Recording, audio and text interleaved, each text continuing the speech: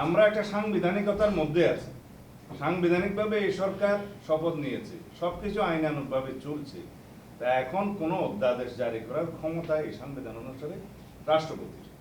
যদি কোনো আদেশ জারি করতে হয়, সেই আদেশের মর্যাদা যদি আইনি হয়, সেই আদেশ জারি করার মতো কোনো সাংবিধানিক অবস্থা বাংলাদেশে নেই।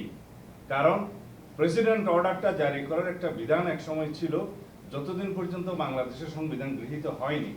আপনারা সবাই জানেন, সেরকম পিইউ অর্থাৎ প্রেসিডেন্ট অর্ডার নিয়ে তখন রাষ্ট্র চলত। সংবিধান গৃহীত হয়ে যাওয়ার পরে রাষ্ট্রপতির আদেশ জারির আর কোনো বিধান রইল না, সেটা বিলুপ্ত হলো।